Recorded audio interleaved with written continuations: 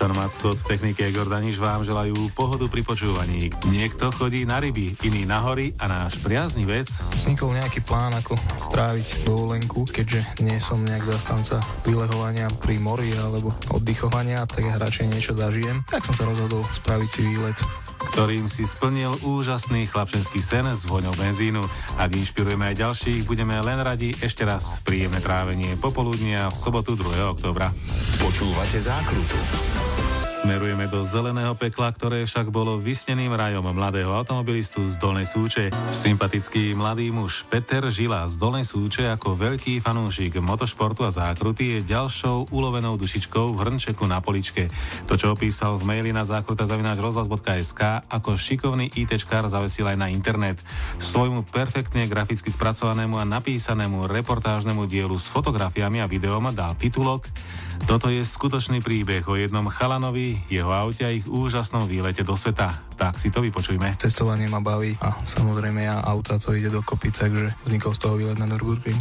S akým autom? Ako to prebiehalo? Takže s mojím súkromným Fiatom Punto, ročník 96, bez problémov to absolvovalo. Prečo Nürburgring? V podstate je to okruh možno, dalo by sa povedať, najťažší na svete a bol to môj sen dostať sa tam. Ako prebieha organizácia vstupu? Prísť tam môže hocikto, hocikedy, otvorené 7 dní v týždni. Keď človek príde pred vstupnú bránu, ide si kúpiť tiket na počet kôl, ktoré chce absolvovať. Bolo to jedno kolo za 22 eur. Existuje tam aj ročná permanentka. Ak by niekto mal záujem, tak je to cez 1000 eur, ale je to vlastne non-stop prístup počas celého roka. Nejak neskúmajú, aké máte auto. Pokiaľ sa tam dostanete a trúfnete si ísť, tak vás pustia, priložíte len kartu, otvorí sa rampa, okruh je váš. Nejaké bezpečnostné poučenie? Ani nie, ale je tam niečo ako desatoro, dalo by sa povedať, ktoré si každý vodič by si to mal prečítať. Existuje aj nejaká príručka s tým, ako držať ideálnu líniu na aute, čo sa týka prejazdu Nordschleife. Nordschleife, to je severná slučka. O čo ide? Severná slučka, vymyslel tomu názov Jackie Stewart, respektíve pomenoval to ako zelené peklo Grünehole. Jackie Stewart bol pretekár v 70. rokoch ve jednotke. Trojnásobný majster sveta. A on vlastne povedal, že keby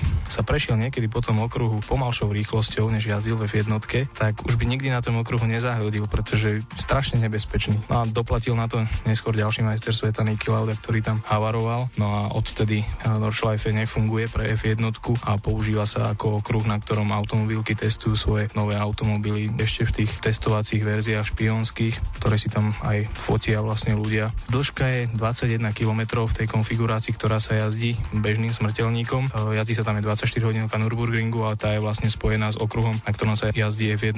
Čiže hore, dole, horizonty, zvodidlá v lese, veľmi rozmanité, dokonca aj počasie. Krásne slniečko svietilo, keď som sa chystal na okruh, no a v momente, keď som mal vyštartovať, tak sa spustil lejak, stala sa tam nehoda, okruh na hodinu uzatvorili. Hodinka prešla, opäť slniečko krásne, takže vybehol som trať, už bola oschnutá. No a čo sa týka roviniek, zákrut, horizontov jedno s druhým, to je proste úžasné. Za každou zákrutou je niečo iné, za každou rovinkou to vyzerá inak. Je to super proste. S Petrom Žilom z Dolnej Súče pôjdeme na slávny Nürburgring ešte raz. Emócie a adrenalín si vo svojej one-man show plným dúškom doprial Peter Žila z Dolnej Súče.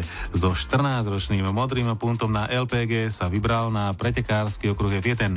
Na ten ťažký Nürburgring. Zabezpečil som sa takým činom, keby sa niečo stalo. Oblekol som si reflexnú vestu opred, dal som si reflexné pásy na nohy a nachystal som si lekárničku po ruke, výstražný trojuholník. Čo sa týkalo tej jazdy samotnej, tak keď som videl spätnom zrkadle rýchlejšie auto, tak dal som smerovku, aby som ho pustil, aby som mu dal signál týmto. Bol tam taký moment, jeden, čo si pamätám, keď som zbadal v spätnom zrkadle biele Porsche 911, ktoré ma možno minulo len o nejakých pár centimetrov, takže to som čakal, že sa niečo zlé stane, ale chvála Bohu, dobre to dopadlo a tak ma trhol, že som ani nestihol sa nalakať poriadne.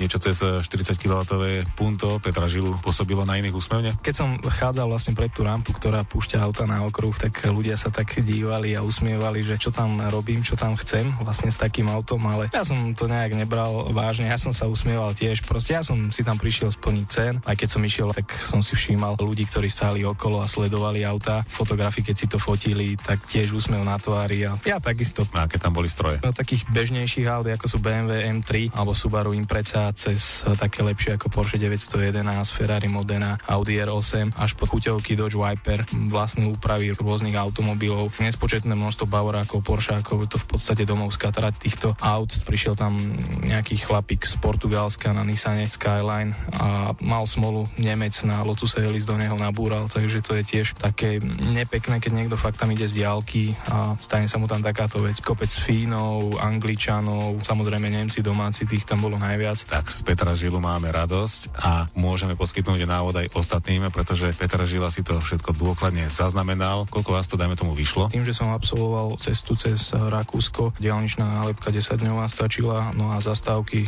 Múzeum Sinsheim bolo myslím 13 eur vstup, na Nordschleife 22 eur za kolo, vstup na Nürburgring okruh, na preteky Fiat GT plus show Top Gearu a vstup do múzea Ringwerk, to bolo myslím okolo 29 eur. Čo sa týka cesty, respektíve nákladov na pohonné hmoty, LPGčko je samozrejme lacnejšie, tam to vychádzalo o možno polovicu lacnejšie ako benzín. Celkovo, keď som zrátal tie náklady, bolo to okolo možno 330 eur. Keď by išli dvaja ľudia alebo viacerí, tak sa tá cesta rozráta medzi nich a vychádza to lacnejšie. Spomínali ste múzea, ktoré a kde možno navštíviť? Múzeum Auto und Technik v meste Sinsheim. Je to nejakých 30 km od Hockenheimu, od Hockenheimringu okruhu. V podstate je to múzeum, ktoré obsahuje neuveriteľné množstvo technických exponátov, auta, lietadla, vlaky, poľnohospodárske stroje, proste veci, ktoré bežný človek nemá šancu vidieť pokope nikde inde, asi na svete, ale len tam. Je to fakt zážitok vidieť to všetko. Mňa tam najviac zapôsobil lietadla Concorde, Tupolev, to je U-134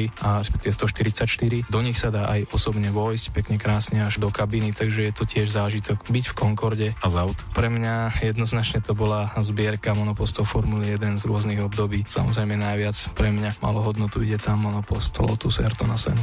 To ďalšie múzeum? Ringwerk, budova, ktorá sa nachádza na okruhu Nürburgring. Je to zbierka, ktorej sú jednak stánky s informáciami o Nordschleife alebo o Nürburgringu, o histórii. Takisto sú tam vystavené autá, ktoré jazdili po Nürburgringu, s tým, že sú tam aj voskové figuríny pilotov jednotlivých z F1.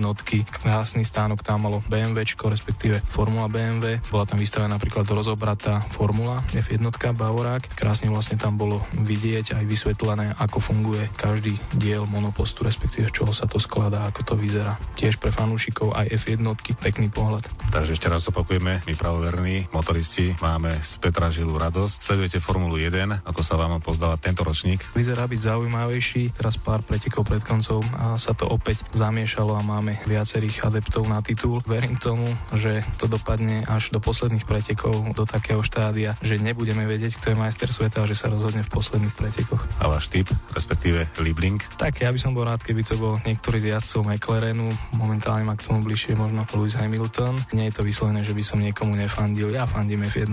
Chcete vidieť slávny modrý 6-kolesový Tyrrell so žltým pruhom, červenú rallykrásku Lancia Stratos, žltú legendu Lamborghini Miura? Počuli ste Petra Žilu, kam treba ísť? Má za sebou 2670 km, 5 najúžasnejších dní, aké kedy zažil a zážitky, ktoré mu nikto nevezme. Pekne.